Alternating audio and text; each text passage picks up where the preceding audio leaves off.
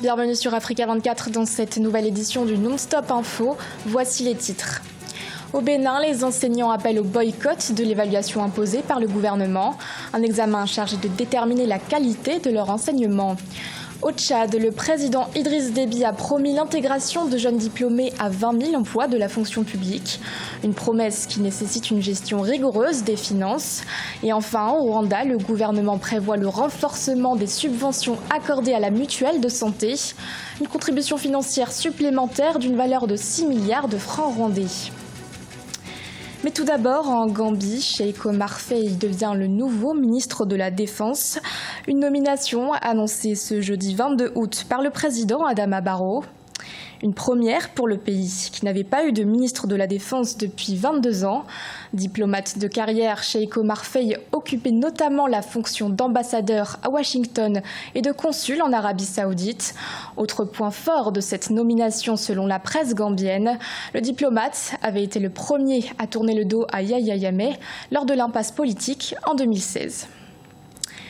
Au Bénin, 10 000 enseignants sont appelés à être évalués. Une évaluation imposée ce samedi 24 août par le gouvernement pour régler les problèmes majeurs du système éducatif, dont notamment le manque d'enseignants qualifiés. L'examen sera donc chargé de déterminer si les professeurs sont suffisamment aptes à enseigner, mais il suscite une vive colère chez les enseignants qui appellent à un boycott. Un reportage de notre correspondant Lefty Onou. Près de 18 000 enseignants béninois devenus agents contractuels de l'État depuis 2008 sont convoqués pour une évaluation le samedi 24 août 2019. Sauf que cette évaluation des enseignants n'est pas du goût de tous. Et face à la controverse, le gouvernement béninois tente de rassurer sur le fait que les emplois seront conservés au terme de l'évaluation. Le gouvernement nous a confié la partie technique, c'est-à-dire la partie des sujets, préparation des salles, des sujets, des centres. Et tout va à bon train et tout est mis en œuvre pour que tout se déroule bien. Les démarches du gouvernement suscitent de vives réactions au sein du corps enseignant. Le monde syndical est divisé sur la question. Une frange annonce le boycott de l'évaluation. Le gouvernement ne peut pas rassurer à partir du moment où lui-même nous a dit, le 23, le président nous a dit que l'évaluation, l'objectif, c'est pour diminuer le nombre. Donc, il est question de soutenir les enseignants qui disent qu'il faut boycotter, c'est normal. Au plan social, c'est criminel. Et au plan pédagogique, on veut tuer l'école. Et le plan est connu, c'est de privatiser les écoles. Les candidats composeront dans les matières qu'ils enseignent. Au total, 23 centres sont retenus pour la composition au niveau des chefs-lieux des départements. Au Tchad, l'opposition est toujours divisée sur la composition du CNDP, le cadre national de dialogue politique. Une composition jugée non consensuelle selon les partis de l'opposition qui dénoncent la présence d'opposants trop proches du pouvoir. Une réunion avait été organisée ce jeudi 2 août en vue d'apaiser les tensions. Composé de 30 membres, le CNDP a été mis en place le 15 août 2019 par le président Idriss Déby, après des mois de négociations. Un organe créé afin que majorité et opposition puissent discuter des affaires politiques. Parallèlement, le président du Tchad, Idriss Déby, a promis l'intégration de jeunes diplômés à 20 000 emplois dans la fonction publique, une promesse qui devrait se concrétiser par une gestion rigoureuse des finances publiques selon le chef de l'État. Rappelons tout de même que le pays traverse depuis quelques années une crise économique due à la baisse des prix du pétrole. Les précisions de Ange Bijou Nomenio. Le chef de l'État tchadien Idriss Déby a promis de recruter 20 000 jeunes dans la fonction publique d'ici 2020. Une promesse assez ambitieuse au regard de la conjoncture économique que traverse le pays. Mais pour le président tchadien, la gestion rigoureuse des finances publiques offre désormais des marges de manœuvre à l'État pour concrétiser cet engagement. La déclaration du chef de l'État, vraiment, c'est une bonne chose pour la jeunesse, puisque généralement, quand vous avez des jeunes sans emploi, c'est aussi un danger, c'est un baume à retardement. Vous savez, l'emploi aujourd'hui avec la crise économique qui s'efface avec le chute des barils de pétrole, beaucoup de travailleurs ont perdu leur emploi et l'insécurité qui c'est vrai, le gouvernement a plus mis dans la sécurité que dans l'emploi. La promesse du chef de l'État tchadien, toutefois, risque d'être compromise par la difficile conjoncture économique que traverse le pays depuis quelques années et qui a imposé au gouvernement d'adopter des mesures d'austérité drastiques.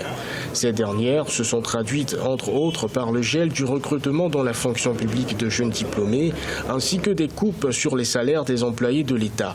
Et depuis 4 ans, pas de recrutement dans la fonction publique. Moi, je crois que les 20 000 recrutements, je trouve franchement normal et je trouve légal. Pourquoi? Parce que si je divise les 20 000 par 4, ce qui veut dire qu'en une année, il y a 5 000 recrutements de jeunes. Donc c'est pour combler les 4 années de gel de recrutement dans la fonction publique. La baisse des cours du pétrole a plongé le pays dans une crise budgétaire depuis 2015 et fragilisé les quelques progrès réalisés dans les indicateurs sociaux. Au Rwanda, le gouvernement prévoit de renforcer les subventions allouées à la mutuelle de santé au cours de l'exercice 2019-2020. 6 milliards de francs rwandais supplémentaires seront octroyés.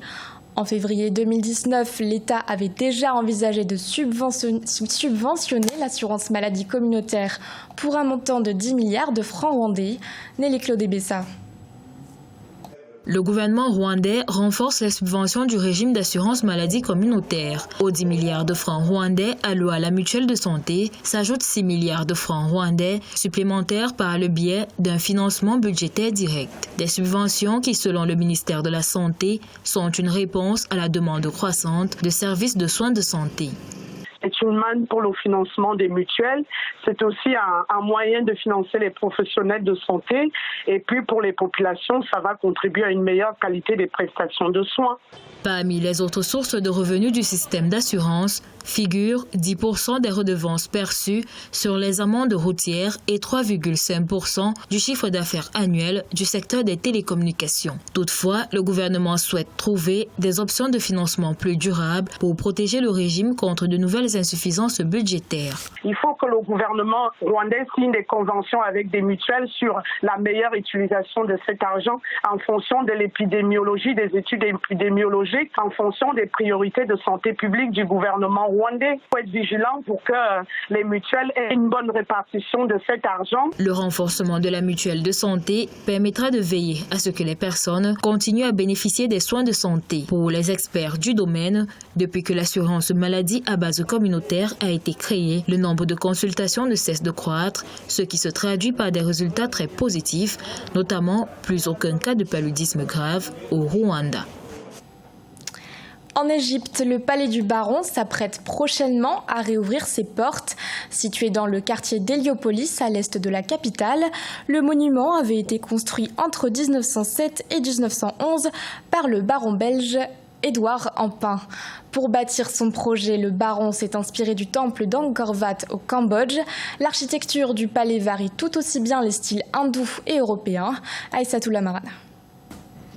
En Égypte, le palais du Baron fait peau neuve. Ce monument historique qui date de plus de 100 ans est en cours de restauration. Objectif qu'il retrouve sa gloire historique du XXe siècle. Même si à travers les réseaux sociaux, les citoyens égyptiens dénoncent ces rénovations, selon eux non conformes à l'esprit originel du bâtiment, le gouvernement entend continuer ses travaux. Son ambition est de redonner au quartier du Nouveau-Caire son dynamisme touristique. Nous avons maintenant achevé environ 90% des travaux de rénovation. Nous sommes sur le point de finir. Si nous le voulons, nous pouvons même ouvrir ce palais aux visiteurs. Nous avons progressé malgré les réactions dans les réseaux sociaux et selon les documents historiques, les rénovations sont spécifiques au palais du Baron. C'est Édouard Ampin, un aristocrate belge qui avait érigé ce projet architectural, s'inspirant des bâtisses hindoues et cambodgiennes dans le quartier riche du Caire d'Héliopolis. La communauté civile, le gouvernement et les comités exécutifs, nous tous, nous sommes réunis, des réunions qui ont été franches et constructives. Pourquoi ces réunions? Parce que je sais ce que le palais du Baron représente pour les habitants de Misr et El Jedida. Donc cette rénovation est nécessaire pour ses résidents, mais également pour le pays. Le palais du Baron fut construit entre 1907 et 1911. 100 000 livres égyptiens, soit 6 millions de dollars, ont été nécessaires pour sa rénovation. Ce journal a été réalisé par l'ensemble de la rédaction. Merci de votre fidélité. L'actualité continue sur Africa 24.